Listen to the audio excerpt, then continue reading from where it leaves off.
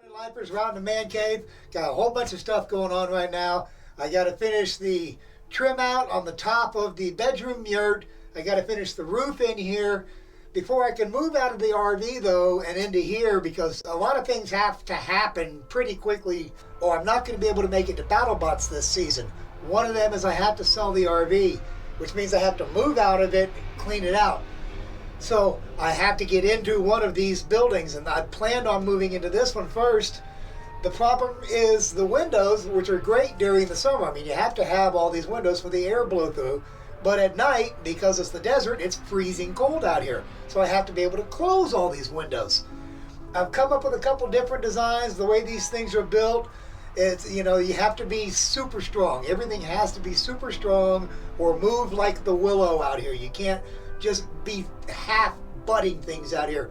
Everything has to be done right. It has to move right. It has to take up to these winds, because I mean it's windy out here all the time. I've gone through a couple designs for the shutters, but they have to be strong, and I want to be able to close them from inside. I don't want to have to go outside. If it's nasty outside, I don't want to have to go outside and walk around closing all the shutters, and it would also be harder to seal them from the outside.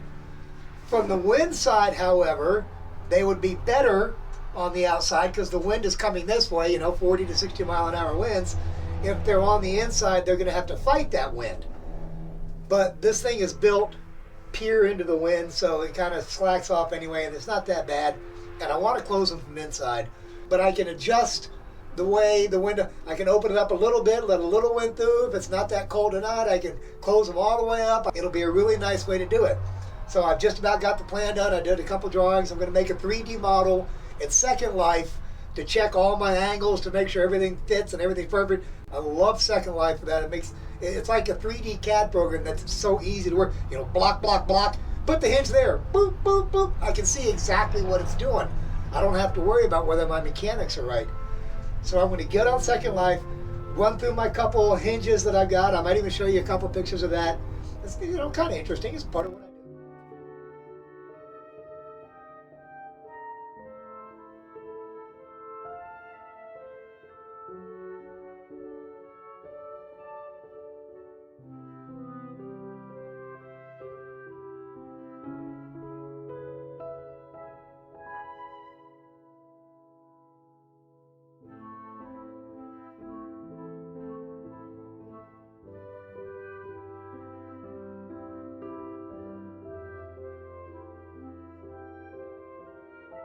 done a couple designs and they've gone down and gone up, and the design I think I've just about settled on. The hinges are going to be below the window because the plywood goes to below the window and above the window is foam. So if I hook the shutter hinge above the window, I'll be hooking it into foam, and I'll have to do a lot of other work to reinforce that foam and that part.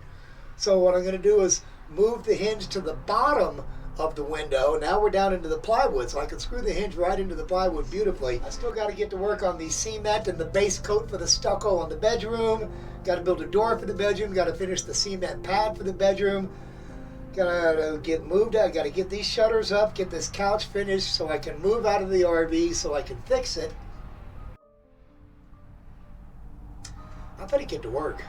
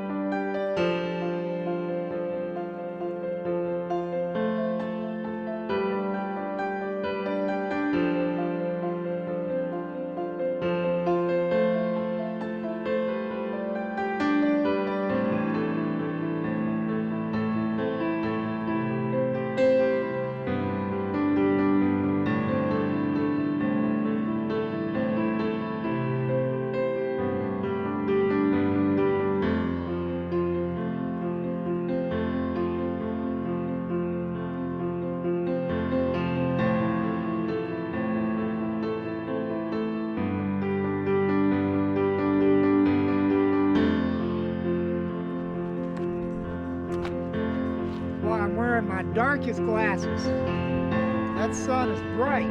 Every single time I go over here, I'm staring right at it. If I didn't have these on, I'd be in bad shape right now.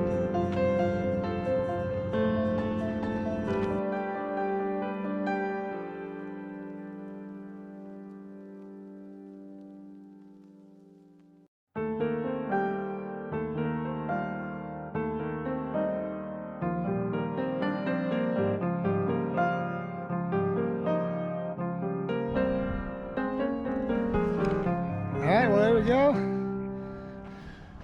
Everything's all ready now. This shade cloth provides a mesh for the cement facing that goes on here like I have on those two. This gives it something to hold on to. I'll wet it down and wet the canvas down and when I put the cement on. And it gives a really nice grip. That's also why I put so many staples. There's a whole box. I got one row left in the box, a brand new box of staples. Because this needs to be really solid. The canvas comes down under this. This goes over the canvas, get it wet, and then put the cement down on top of all this, and it becomes a nice big bonded edge. Because this is where all the wind hits, is right here. It's trying to lift up here. So you want to seal this down really nice, tie it in down here to the wood. Now it's all got the new canvas on there, we got the new mesh on here, everything's ready to cement, so this room is a little bit closer.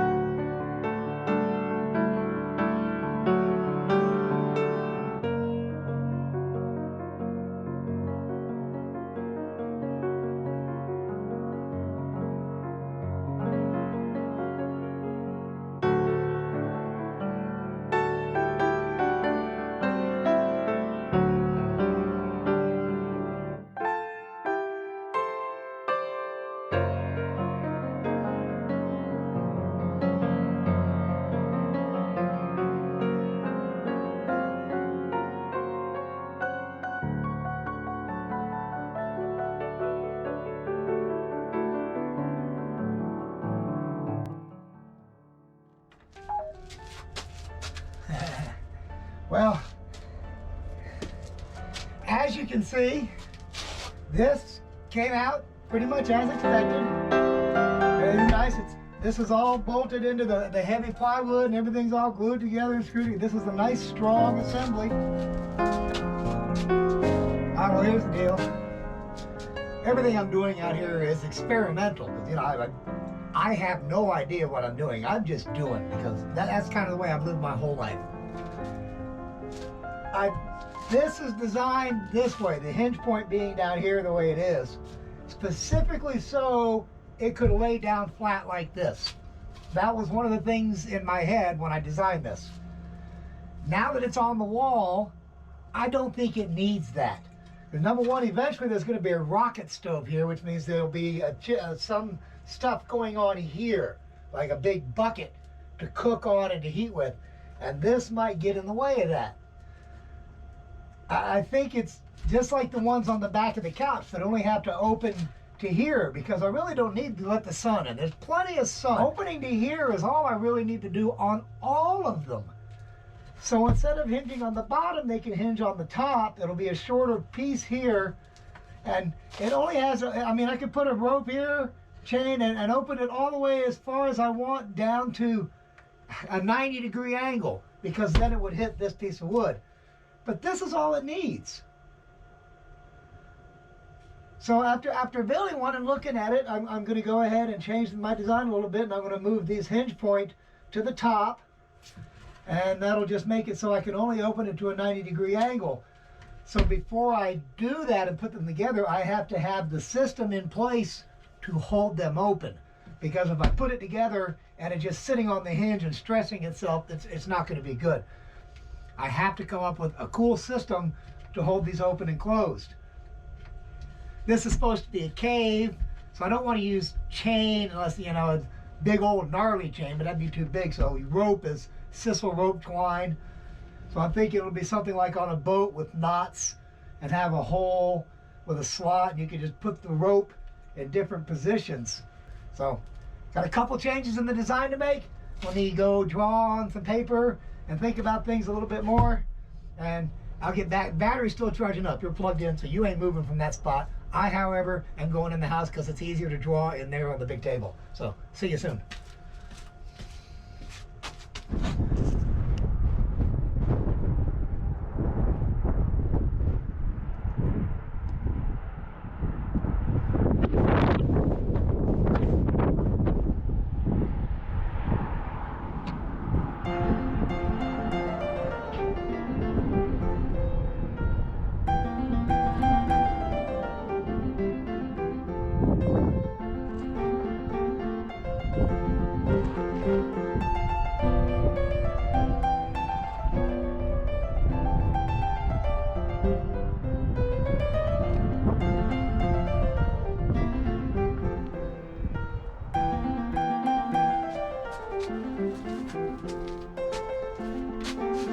All the abuse I put my tools through, especially battery drills, and all the preaching about safety that I do, you know, the glasses and everything else, and hanging things. I'm really funny about hanging things, and I really wasn't aware. I mean, I knew it had them, but I wasn't thinking about them.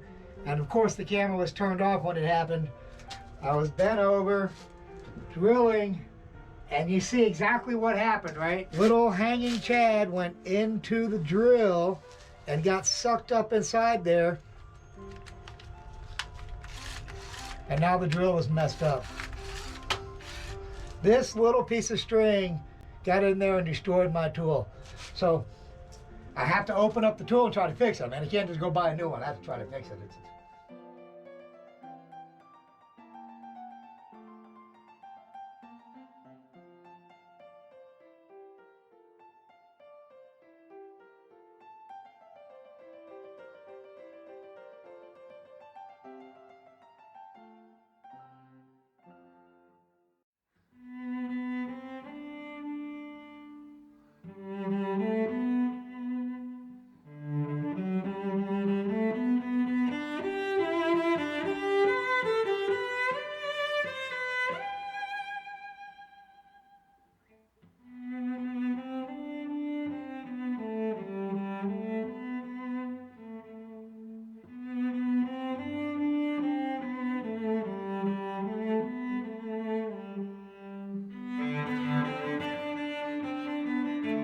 Here's the post-mortem on the drill. There's a whole bunch of these little pieces here that came falling out of it, and I couldn't figure out what they were at first. It took me a little while because they're all exactly the same. There's a whole bunch of them. They're all exactly the same. And I'm looking in the case and I can't figure out, you know, I thought they were broken, but they're all exactly the same. So they can't be broken. They have to be some feature in the case. You know, so I'm looking through it and I'm digging and I'm looking through the back. Well, my hoodie string went in the back here of the motor, and it's kind of catching and stopping, and that's all those little pieces. Turns out they were connected to a fan, and the fan inside here, when my hoodie string went down inside the drill motor, it busted all the fins off the fan, and that's what all those little plastic pieces off. And I don't know, you probably can't see it, but I can. The ring that the fan used to be on has come unglued and is bouncing around inside there. There's really no way to fix the fan ring, all the little blades. So I'm just going to try to get in there with a little pair of snips and cut that ring out and get it out of the way. But at least I'll be able to get it back together. But now without a fan, there's some things I can't do with it. I have to be a little more careful with it. Like, I might not be able to mix cement. I might have to go pick up a big drill for mixing cement, but at least I can get this back on the road. So give me a second here, we'll see what we can do.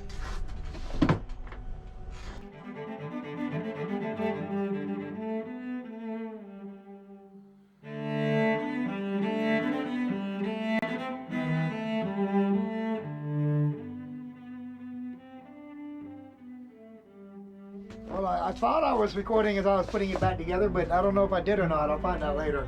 I don't think I did, but I just put it back together. No biggie.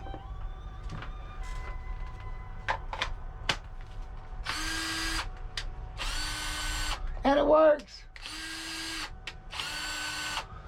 I'm gonna have to take this back apart later and either replace the motor with one with a fan in it, which is not that expensive, or get a whole new drill and just let this one run out and make it my trash drill.